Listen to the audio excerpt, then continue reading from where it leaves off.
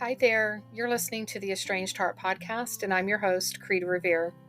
Welcome back to our returning listeners, and if this is your first time here, thank you for selecting this podcast to listen to. As we begin today's episode, I invite you to grab a cup of coffee or tea, settle in, and listen with an open heart. But first, the regular disclaimer. I am not a licensed therapist or counselor. Nothing within this podcast should be considered or taken as therapy. If you are in need of therapeutic support such as counseling, please seek out a therapist near you.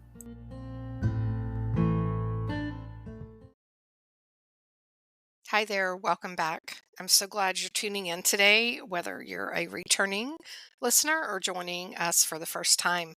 I just want to say I see you and I hear you. Estrangement's tough. It really is tough. And being here shows that you're doing the work. You're curious, wanting to hear more, might not agree with it, have changed your mind on a couple of things, but that curiosity keeps winning out, right? Beautiful. So thank you for showing up for yourself today. As a reminder, the validation workshop will be this Sunday, October the 13th. And to register, email theestrangedheart@gmail.com. And the deadline for registration is Friday, October the 11th. So today's topic came about, a variety of ways. But I did have an estranged mom who reached out and asked that I cover this topic. And it's actually one that I've been wanting to cover for a bit of time. And so here we are today, right? It's a topic that I think a lot of us grapple with when it comes to communication with our adult children. Is it verbal abuse or is it a cry about an unmet need? We're going to dive into, we're going to dive deeply into this question because honestly, it comes up in all the estrangement spaces where parents are at. Many parents when their child speaks to them in anger or frustration,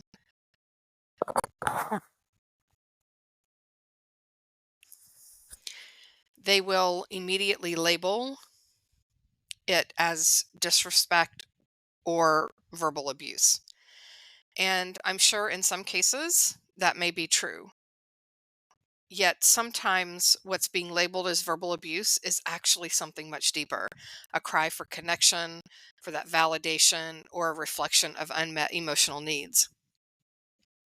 And this is something that I absolutely can relate to. If you've been listening to this podcast for any length of time, you know that I was labeled the angry child growing up.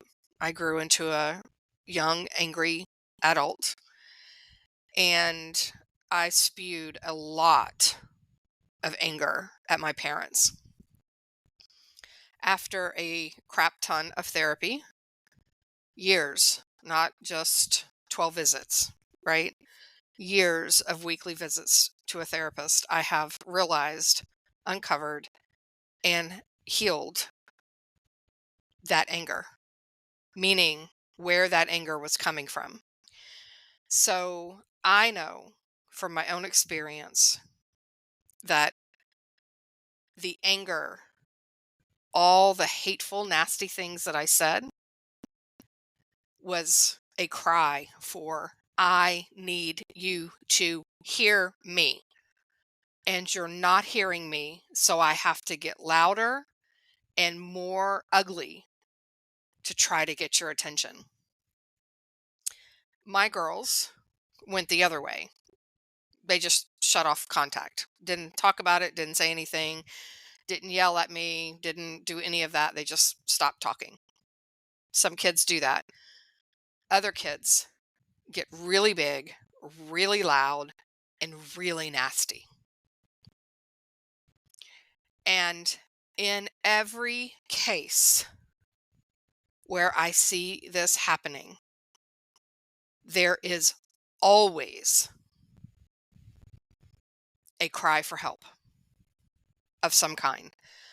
A cry for, I need you to see me and hear me.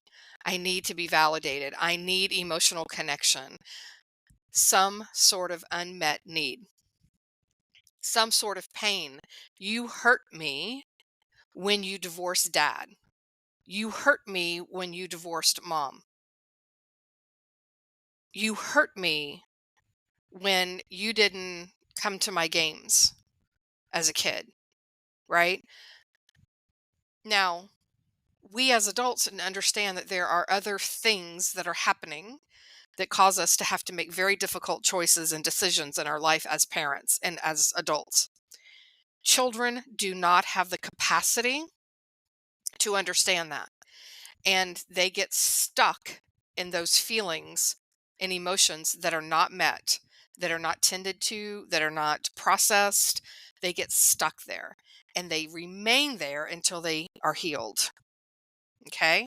So if you have an adult child who is screaming nasty things at you and calling you all sorts of names, I, as a formerly estranged adult child who was angry, angry, angry, angry, and said very nasty things, am here to tell you that they are trying to get you to hear them. And for whatever reason, this is the only way they know how. Okay. Again, and I see this with parents too. So this is an interesting twist, right? Is I see parents in forums and I hear parents, they just spew all kinds of nasty things about their children, their adult children. They call them names. They say things that I would potentially view as abusive if that child were standing in front of them to hear those things being said. And I know that where that parent is coming from, through their anger, through their nasty words, is pain. They're hurt. They are hurting. The same very exact thing is happening for your child. Again, two sides of the same coin. Okay? Let me also clarify this. I am not an advocate of tolerating abuse. But my question is it really abuse? Or is it something else? Okay? So let's dive into this.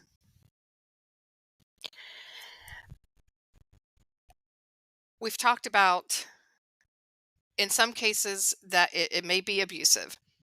Again, I find those cases so few and far between.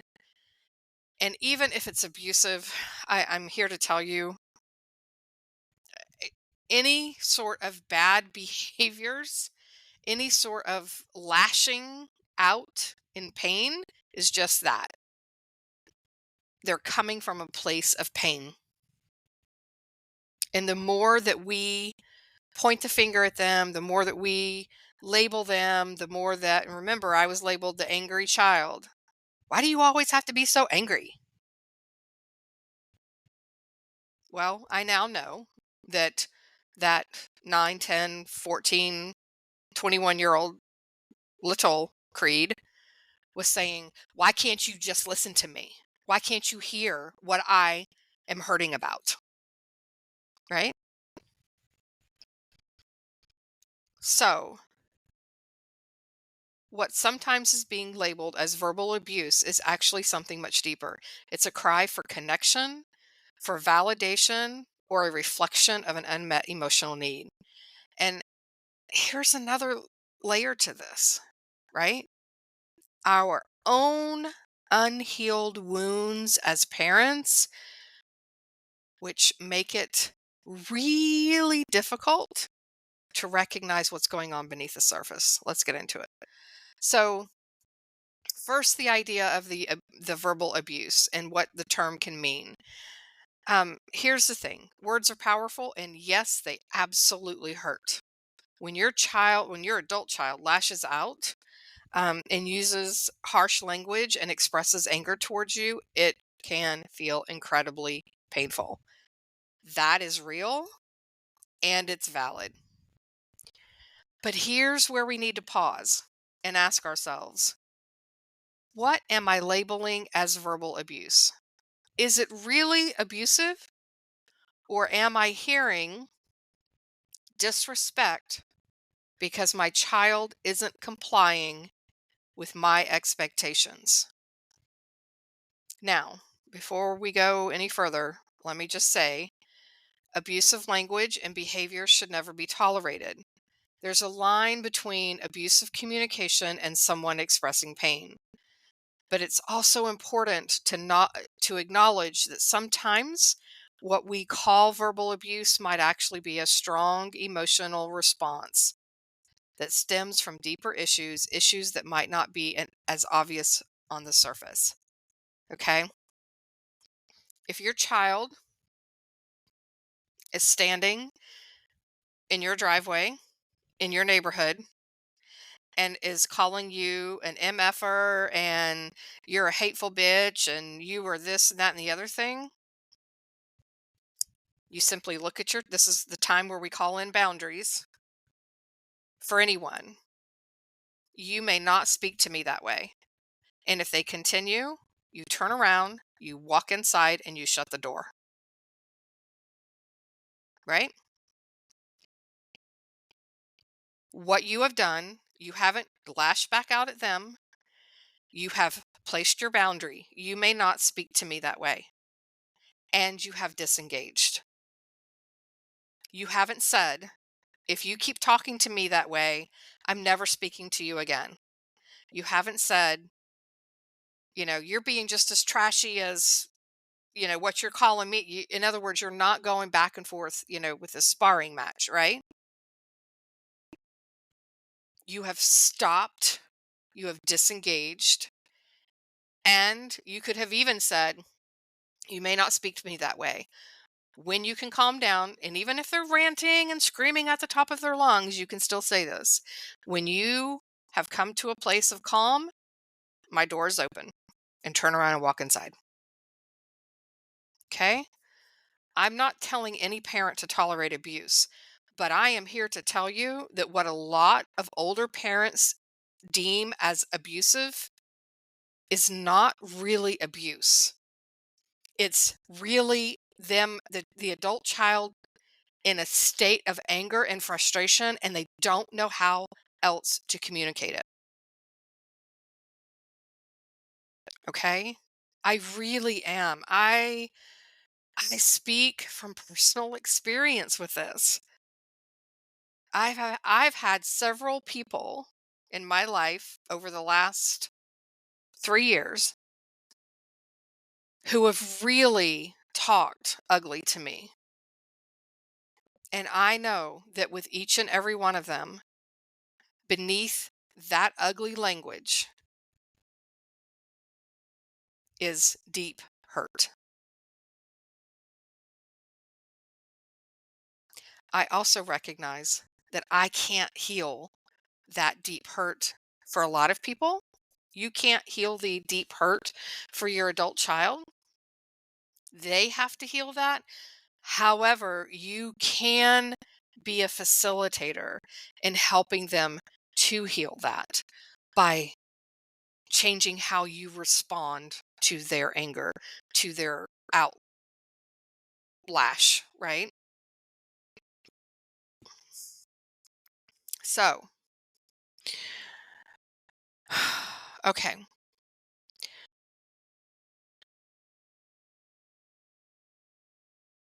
What I want to,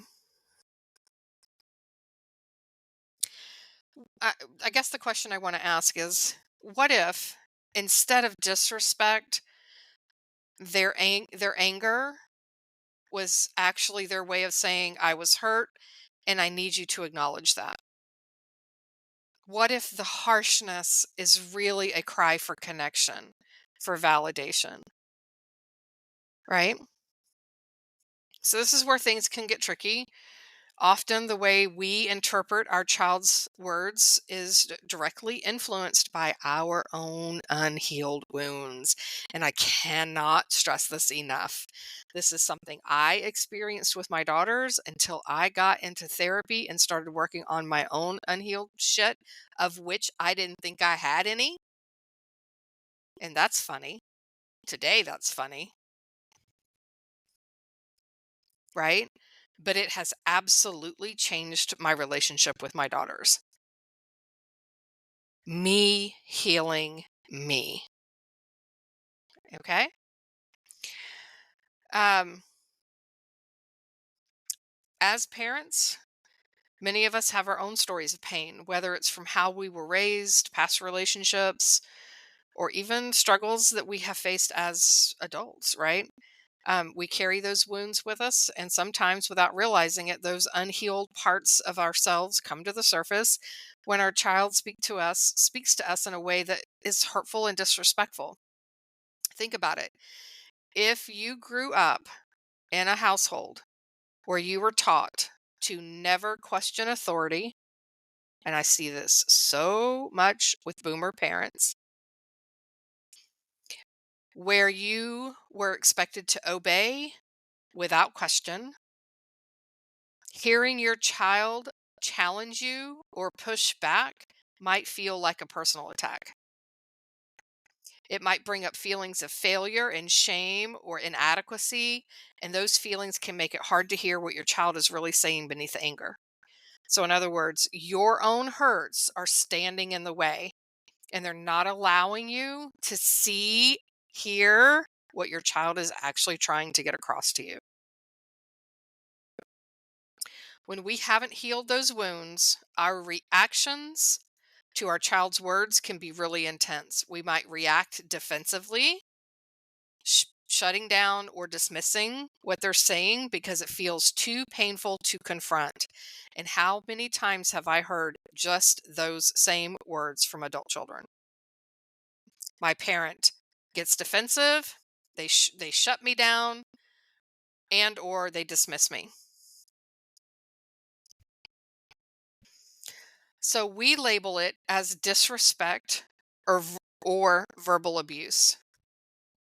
And while their words might be harsh, what's really happening is that our unhealed wounds are making it difficult for us to hear the deeper message. So let's go back to the core of today's topic. Is it verbal abuse or a cry about an unmet need? Sometimes our children are angry because they feel like their emotional needs weren't met, either in childhood or even now as adults. And their anger is a way of expressing that pain. It's not about tearing you down and disrespecting you, it's about trying to be heard. And here's the tough part: when we as parents haven't healed our own wounds, it can be very hard to hear that cry. It can feel like an attack on our parenting, on everything we've done for them. And that's painful. It's deeply painful. Let's say your child's yelling at you, accusing you of not being there for them when they were growing up. Your first reaction is like, that's not true. I was there for you. And from your perspective, you were. You did the best you could. But for your child, there was something missing. Maybe emotional validation, maybe a feeling of safety to express themselves. Their anger might be loud, it might be harsh, and it might hurt. But underneath that anger, there is likely to be an unmet need that they are trying to communicate. Okay? Unmet needs don't always get communicated in a calm and peaceful way. Sometimes they come out as yelling, frustration, or even hurtful words. And when that happens, it's easy to label it as verbal abuse. And that's where it shuts the door to any kind of reconciliation. So, how do we shift our thinking? How do we move from hearing our child's words as an attack to understanding them as a cry for connection? Number one, acknowledge your own unhealed wounds. First step is recognizing your reaction to your child's words might be influenced by your own past pain. If their words bring up feelings of inadequacy or shame, take a moment to pause and ask yourself, am I reacting to their words or am I reacting to something deeper within myself? If anyone does anything to you, generally, by and large, and you have a big reaction, quote unquote, negative reaction to it, they've triggered something in you. That means they've hit a sore spot in you. And it, 9 times out of 10, did not come from the person who poked the sore. Okay. Number two, get curious about the unmet need. Instead of focusing on the anger or the harshness, ask yourself, what is my child really trying to say? What is the unmet need they're crying out for? Often it's not about specific words, the specific words. They're expressing a deeper emotional need. And that can be for validation, safety, and understanding. Number three, validate their feelings, even if you don't agree with them. One of the most powerful things you can do is validate your child's emotions. That doesn't mean you have to agree with everything they're saying, but it does mean acknowledging that their feelings are real and valid. You want me to validate your feelings, estranged parent, right, for what you're experiencing. You want me to tell you that what you're feeling is real and it's valid and it's okay to have those feelings. Your child is asking that of you. And if you want to know more about validation, again, the workshop is on Sunday. And it absolutely is a communication superpower. It has the ability to transform all of your relationships, not just the one with your adult child, or not just for the purposes of reconciliation.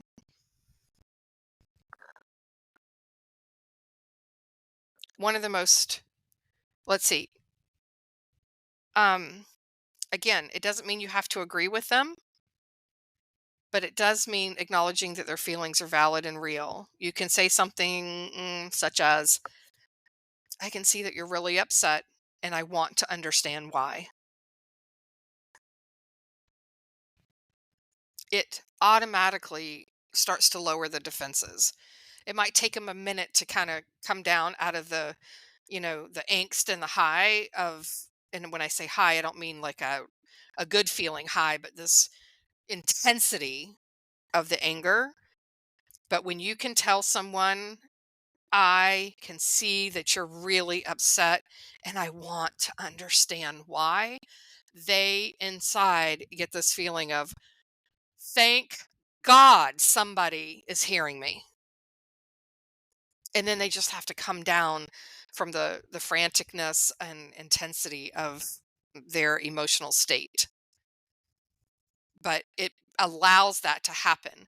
When we don't validate and or we invalidate, it keeps that intensity at level, 1,000 instead of bringing it down to like level 10, right? Um, it opens that door to connection. I know it's not easy and it's hard to hear your child's anger and not take it personal. I have been there, right? When my kids were small, now they didn't necessarily do that for the estrangement, but they did do it in their early adult years. And it's hard to hear. It really is hard to hear. But when we don't listen to what they're talking about beneath the surface, then we find ourselves estranged. Okay? It's hard to face our own unhealed wounds, especially when we have spent so much time trying to be the best parent we can be. But here's the thing, healing doesn't happen without curiosity. It doesn't happen without asking ourselves the hard questions. Um, I want to share a story with you. A mom I worked with once told me about a particularly painful conversation with her daughter. And her daughter had told her that she felt she was emotionally abandoned during her teen years. The mom's immediate reaction was anger. How could you say that? I was always there for you. I did everything for you.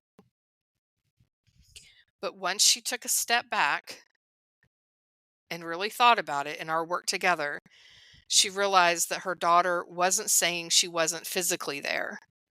She was saying she didn't feel emotionally connected to her mom.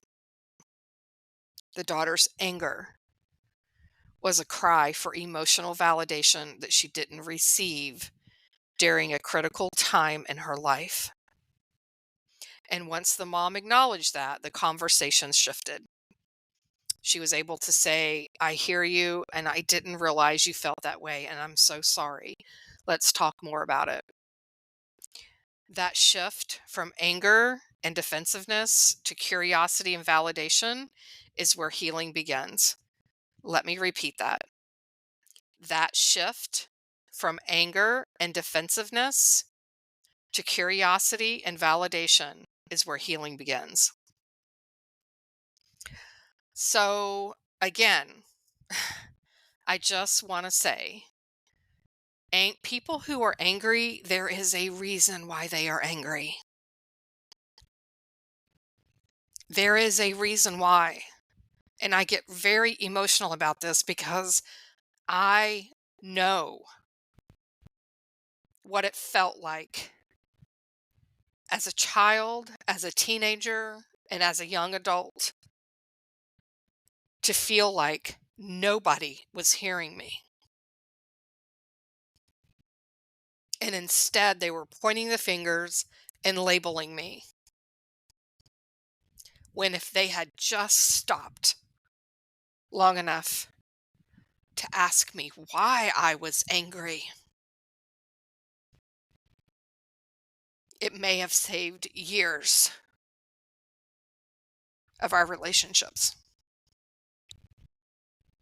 I am begging you, if you are an estranged parent or a recently reconciled parent, if you have a child who is angry, I beg you to do your own healing work so you can respond to them in compassionate and curious ways to help build the bridge to reconnection. But as long as you stand on one end of that bridge and refuse to move and refuse to listen,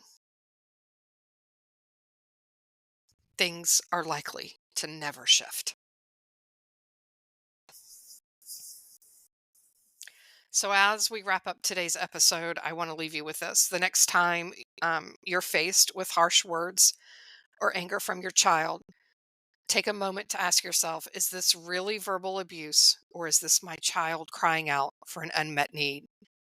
And more importantly, ask yourself, how are my own unhealed wounds influencing my response? It's not about excusing hurtful behaviors. It's about understanding where that behavior might be coming from and creating a space for healing. Thank you for being here with me today. If this episode resonated with you, or if you'd like to explore coaching support to help you navigate these complex emotions and relationships, I'd love to hear from you. theestrangedheart@gmail.com. Remember, you're not alone in this journey. Healing is possible, and it starts with curiosity, compassion, and a willingness to look within. Until next time, take care of yourselves and each other.